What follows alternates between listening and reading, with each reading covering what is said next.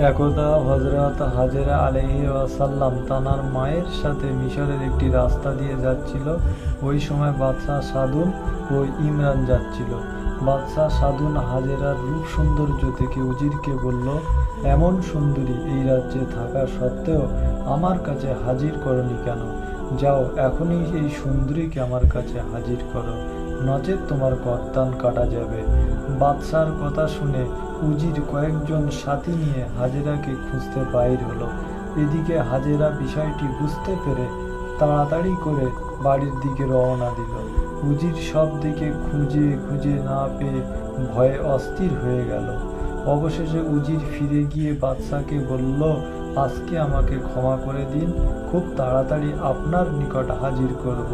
আজকে আমার প্রাণ ভিক্ষা দিন, আমাকে একবার সুযোগ দিন।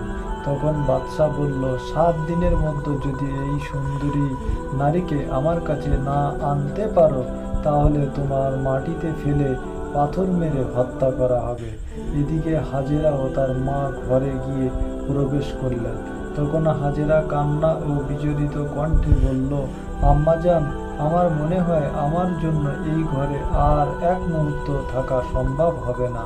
বাদশার লোকজন হয়তো এক্ষুনি এখানে এসে যাবে, তাই রাতের অন্ধকারে কোনো গভীর জঙ্গলে চলে যেতে হবে।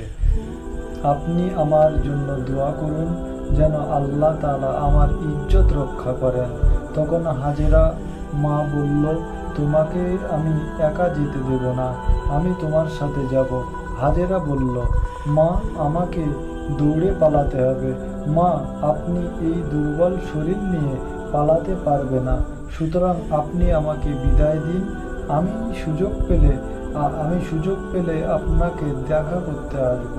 বাদশার ভয়ে রাতে নিজ গৃহ ত্যাগ করে বনে পালালো। কষ্টে তার বুক ফেটে যাচ্ছিল। এদিকে তার মা 2 রাকাত নামাজ পড়ে আল্লাহর দরবারে দোয়া করতে লাগলেন। ইতিমধ্যে 3-4 জন লোক এসে হাজির হলো ও ঘরের বাইরে থেকে বলতে লাগলো, এই সুন্দরী হাজেরা, ঘরের বাইরে বেরিয়ে এসো, আমরা বাদশার হুকুমে এসেছি, তোমাকে এক্ষুনি বাদশার দরবারে হাজির হতে হবে। তারপর ঘরের মধ্যে প্রবেশ করে তার মাকে ধমক দিয়ে বলল, হাজেরা, তোমার কি হয়, তাকে বের করে দাও। তখন হাজেরার মা বলল, আমি তার মা, যে এমন কোথায় আছে আমি জানি না। তখন উজির বলল, তোমাকে উত্তম মধ্যম দিলে সব সত্য কথা বেরিয়ে আসবে। তাকে মারধর করে বাদশার কাছে নিয়ে গেল। যখন হাজেরা কোনো হদিস না পেল, তখন বাদশাহ বলল, এই বুড়িকে খাওয়া দাওয়া বন্ধ করে কারাগারে নিক্ষেপ করো। ততক্ষণ হাজেরা সম্পর্কে কিছু না বলতে ততক্ষণ এইভাবে রেখে দাও। হাজেরার মাকে অত্যাচার করার ফলে সে মৃত্যুবরণ করল। এদিকে হাজেরা বনের মধ্যে দিন কাটাতে শুরু করলো। কয়েকদিন পরে হাজেরা নিজের বাড়ি আসলো এবং মা মা বলে ডাকতে শুরু করলো, কিন্তু কোনো সাড়া পাওয়া গেল না। হাজেরা মাকে না পেয়ে এক প্রতিবেশীর বাড়ি গিয়ে জিজ্ঞাসা করলো তার মা কোথায় আছে। তখন প্রতিবেশী সেই মহিলা বলল, বাদশার লোকজন তোমার মাকে ধরে নিয়ে গেল এবং তোমার মাকে অনেক অত্যাচার করছে। এই কথা শুনে অনেক কান্না করলো ও হাজেরা বাদশার কাছে যাওয়ার মনস্থির করলো, কিন্তু বাদশার চরিত্র মনে করে সে আর যায়নি। তার প্রতিবেশী বলল, হাজেরা, তুমি এক্ষুনি এখান থেকে চলে যাও, নতুবা বাদশার লোকজন তোমাকে ধরে নিয়ে যাবে। এই কথা শুনে হাজেরা আবার বনের দিকে চলতে শুরু করলো। এইভাবে প্রায় 5 দিন অতিবাহিত হয়ে গেল। খুব দুর্বল হয়ে পড়ল এবং গাছের পাতা খেয়ে ওখানেই ঘুমিয়ে পড়ল। কিছু লোকের আওয়াজ শুনে হাজেরার ঘুম ভেঙে গেল। ইমরান হাজির হলো তার দলবল নিয়ে। তখন হাজেরা আল্লাহর কাছে দোয়া করল এবং বলল, হে আল্লাহ, তোমার এই দাসীকে রক্ষা করো। হাজেরার দোয়া কবুল হলো ও ইমরানের দলবলের পা মাটির সাথে আটকে গেল। হাজেরা সেখান থেকে চলে গেল।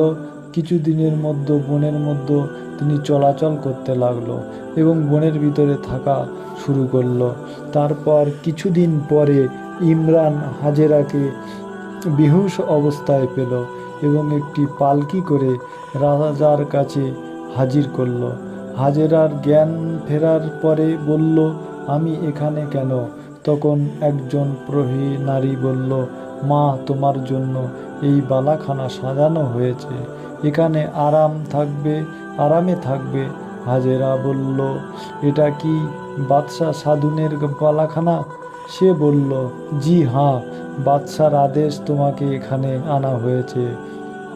আমরা সবাই, সব দাস দাসী তোমার সেবা যত্নে নিয়োজিত থাকব। তখন হাজেরা বলল, আমাকে কেন এখানে আনা হয়েছে তা তোমরা নিশ্চয়ই জানো। দয়া করে তোমরা আমাকে এই বিপদ থেকে আমাকে রক্ষা করো। দাসীরা বলল, মা, আমার তো বাদশার দাসী, আমাদের কিছু করবার নাই। হাজেরা কান্না কণ্ঠে বলল, আর কিছু যদি নাই পারো তাহলে আমাকে হত্যা করে ফেলো। ইতিমধ্যে একজন দাসী তার জন্য খাবার নিয়ে আসলো, কিন্তু মা হাজেরা খেলেন না। হাজেরা বলল, তোমরা কি বলতে পারবে 1 সপ্তাহ আগে বাদশাহ আমার মাকে ধরে নিয়ে এসেছিল, তিনি কেমন আছেন, কোথায় আছেন? তখন দাসী বলল, আগে তুমি খেয়ে নাও, তারপর বলবো। তোমার মা কোথায় আছে, কেমন আছে? কথা শুনে হাজেরা বুঝে গেল যে তার মা আর বেঁচে নাই। এরপর হাজেরা সেজদায় পড়ে বলল, হে আল্লাহ, তুমি সবই জানো যে আমার ইজ্জত বাঁচানোর জন্য তুমি রক্ষা করো। আমি কতদিন বনবাসে ছিলাম কাটিয়ে সেখান থেকে আমাকে ধরে নিয়ে এসেছে, আমাকে রক্ষা করো। তখন গায়েবী আওয়াজ এলো, হে হাজেরা, আমি দুঃখ কষ্ট দিয়ে মানুষকে পরীক্ষা করে থাকি। হে প্রভু, তোমার ইচ্ছায় তা হলে পূর্ণ হোক। এরপর একজন দাসী এসে বলল, মা, বাদশাহ তোমার সাথে সাক্ষাৎ করতে চায়। যখনই বাদশাহ হাজির হলো তখনও হাজেরা মুখ ফিরিয়ে নিল। তখন বাদশাহ বলল, কি সুন্দরী, মুখ ফিরিয়ে থাকো কেন? এখানে তুমি আর আমি ছাড়া আর তো কেউ নেই। আমাকে বরণ করে নিলে তোমায় ভালো হবে। আমি তোমার হয়ে যাব আর এই ধনসম্পদ সব তোমার হাতে তুলে দিব। সব দাস দাসী তোমার সেবায় নিয়োজিত থাকবে। এই সুন্দরী, প্রেম লালসা মেটাও। এটা শুনে হাজেরা শরীর ঘৃণায় জ্বলে পুড়ে যাচ্ছিল।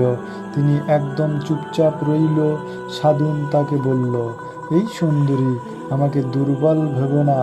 আমি অনেক রানী ভক্ষণ করেছি।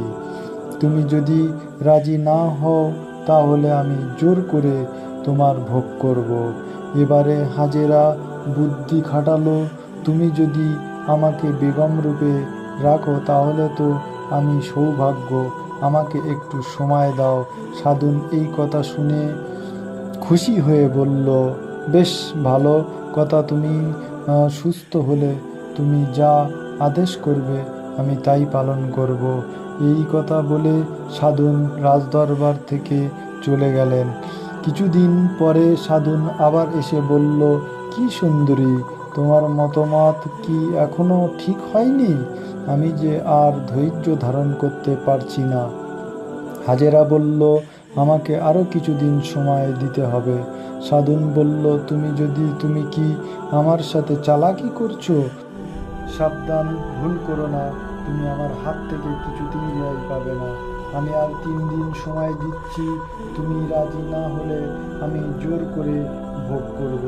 এই কথা বলে সাধুন চলে গেল।